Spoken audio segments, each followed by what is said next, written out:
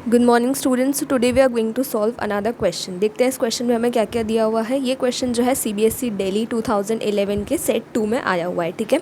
सो बहुत इंपॉर्टेंट है। देखते हैं, if national income is 50 crore and savings is 5 crore, find out average propensity to consume, ठीक है। सो फुल स्टॉप आ गया, यानी ये हमारा फर्स्ट क्वेश्चन हो गया। सेकेंड क्वेश्चन देखते हैं, when income rises to 60 crore and savings to 9 crore, what will be the average propensity to consume and marginal propensity to save, ठीक है। यानी सबसे पहले हम फर्स्ट वाला क्वेश्चन सॉल्व करते हैं, ठीक है। फुल स्टॉप आ गया, यानी यहाँ पे हमारा फर्स्ट क्वेश्चन खत्म हो गया, ठीक है। सो देखो, if national income is 50 crore, so हम लिख लेते हैं हमें क्या क्या दिया हुआ है।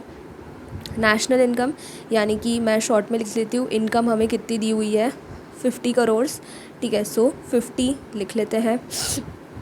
सेविंग्स हमें कितनी दी हुई है 5 करोड़, ठीक है। Savings is equals to 5 crore.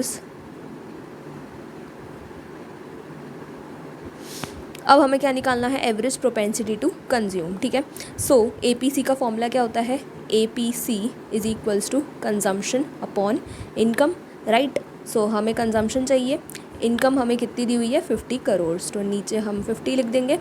अब कंजम्पशन निकालते हैं, इनकम माइनस सेविंग्स कर देंगे, ठीक है। कंजम्पशन कैसे निकलता है, y is equals to income is equals to consumption plus savings होता है।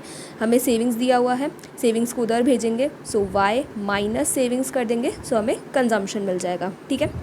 सो यहाँ पे अगर हम देखें कि y माइनस या फिर 50 माइनस 5 कर देंगे, सो जो 45 होगा वो हमें क्या मिल जाएगा, कंजम्पशन मिल जाएगा, ठीक है, करोड़्स। सो यहाँ पे हम 45 कर देते हैं। ओके, सो अब हम इसको सॉल्व करते हैं, ठीक है। 5 की टेबल में 5 9 45 हो जाएगा और 5 10 50 हो जाएगा, ठीक है। सो ये 0 मतलब 10 नीचे एक 0 है, तो ये ऊपर जाके पॉइंट में कन्वर्ट हो जाएगा। सो ये आंसर आ जाएगा 0.9, ठीक है। सो हमारा एपीसी 0.9 आ गया। यहाँ पे हमारा जो फर्स्ट क्वेश्चन है वो ख़त्म हो गया। ओके, सो यहाँ पे मैं इसको कर देती हूँ फर्स्ट पार्ट, ठीक है। और यहाँ पे अब हम करते हैं हमारा सेकेंड पार्ट। देखते हैं सेकेंड पार्ट में क्या निकालना है। देखो, when income rises to 60 crore, ठीक है। अब हमारी इनकम कितनी हो गई है, देखो इनकम पहले कितनी थी, अगर हम देखें 50 करोड़, तो 50 से कितनी हो गई 60 करोड़ हो गई। अब यहाँ पे याद रखना, राइजेस टू 60 करोड़ है, ठीक है। जब भी हमें क्वेश्चन में दिया हुआ हो 260, यानी कि वो कितनी हो गई 60 हो गई, ठीक है। अगर हमें दिया होता इनकम राइजेस बाय 60, तो हम क्या करते, जो पहले की इनकम है उसमें प्लस कर देते 60, ठीक है। लेकिन अभी हमें डायरेक्ट क्या दिया हुआ है कि हमारी इनकम राइज हो गई है 260, यानी कि वो 60 हो गई है। अगर हमें दिया होता कि हमारी इनकम राइजेस बाय 60, तो फिर हम 50 + 60 करते, ठीक है। ये याद रखना, बहुत इंपॉर्टेंट पॉइंट है, बच्चे यहीं पर गलती कर देते हैं। ओके, सो अभी हमें क्या दिया हुआ है कि हमारी इनकम राइजेस टू 60 करोड़, तो हम यहाँ पे लिख देते हैं 50 से कितनी हो गई 60 करोड़ हो गई, ठीक है। और हमें क्या दिया हुआ है, and savings rises to 9 crore, ठीक है। सेविंग्स हमारी पहले कितनी थी 5 करोड़, अब कितनी हो गई 9 करोड़, ठीक है। सो सेविंग्स इज इक्वल्स टू पहले 5 थी, अब कितनी हो गई 9 हो गई, ठीक है। अब हमें क्या निकालना है, what will be the APC, average propensity to consume निकालना है और मार्जिनल प्रोपेंसिटी टू सेव निकालना है, ठीक है। चलो, तो वही हम क्या निकालेंगे, सबसे पहले कंजम्पशन तो निकालेंगे, है ना। कंजम्पशन निकालते हैं। सो इनकम माइनस सेविंग्स करेंगे तो कंजम्पशन आ जाएगा। 50 - 5 किया था तो 45 हमारा कंजम्पशन पहले आया था। अब हमारा कंजम्पशन कितना हो जाएगा, 60 - 9 करेंगे तो 51 हो जाएगा, ठीक है। अब हमें क्या निकालना है, एपीसी निकालना है, यानी न्यू एपीसी निकालना है। सो एपीसी का फॉर्मूला क्या हो जाएगा, consumption upon income. Value put करते हैं, कंजम्पशन कितना है 51, सो 51 अपॉन इनकम कितनी है 60, सो 60। तो ये कितना हो जाएगा, अगर हम 3 से कैंसिल आउट करें इसको, सो 3 2 ज़ा 6, तो नीचे तो कितना आ जाएगा 20, और ऊपर कितना आ जाएगा, यहाँ पे करते हैं, देखो 51 डिवाइड बाय 3, सो 3 1 ज़ा 3 माइनस करेंगे 21, और 3 7 ज़ा हमें पता है 20,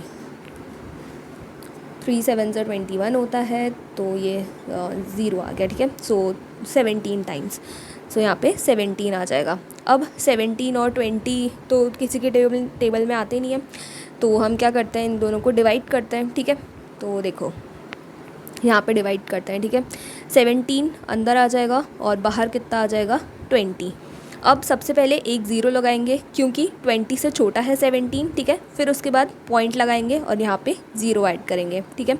अब 20 की टेबल में 170 लाना है, यानी कि सिंपली अगर हम बात करें ज़ीरो हटा के, ज़ीरो से ज़ीरो अगर हम कैंसिल आउट करें, सो 2 8 ज़ 16 होता है। सो 16 माइनस करेंगे, कितना आ जाएगा 1। फिर से पॉइंट लगा ही हुआ है, यहाँ पे हम ज़ीरो लगा देंगे। सो 2 5 ज़ 10 हो जाएगा, ठीक है। और ये हमारा आंसर आ गया 0.85, ठीक है। 0.85 हमारा आंसर आ गया। सो अब हमने APC निकाल दिया। अब हमें क्या निकालना है, मार्जिनल प्रोपेंसिटी टू सेव निकालना है, MPS निकालना है। सो निकालते हैं। MPS का फॉर्मूला क्या हो जाएगा, मार्जिनल है मतलब चेंज इन हो रहा है, चेंज, और अपॉन में भी चेंज आ रहा है, ठीक है। अपॉन में हमेशा इनकम होती है और यहाँ पे सेविंग्स है, तो इसलिए change in savings upon change in income. ये हो गया हमारा मार्जिनल प्रोपेंसिटी टू सेव का फॉर्मूला, ठीक है। Change in savings upon change in income. तो अब देखो चेंज इन सेविंग्स कितना हुआ, सेविंग्स में कितना चेंज आया, तो हम क्या कर देंगे 9 - 5 कर देंगे, ठीक है। अभी कितनी सेविंग्स है और पहले कितनी थी, तो चेंज पता लग जाएगा, ठीक है। सो 9 - 5 करेंगे अपॉन इनकम में कितना चेंज आया, अभी कितनी इनकम है 60, पहले कितनी थी 50। सो हम क्या कर देंगे 60 - 50, ठीक है। अब 9 में से 5 गए तो 4 आ जाएगा, 60 में से 50 गए तो 10, तो 10 आ गया। और ये कितना हो जाएगा 10 अपॉन में एक ज़ीरो है, ऊपर जा कर के कितना हो जाएगा ये 0.4 हो जाएगा, ठीक है।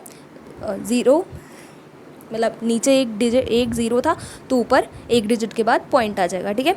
सो ये हमारा आ गया MPS आ गया, ठीक है। हमने तीनों चीज़ें कैलकुलेट कर ली हैं। मिलते हैं नेक्स्ट वीडियो में। Thank you.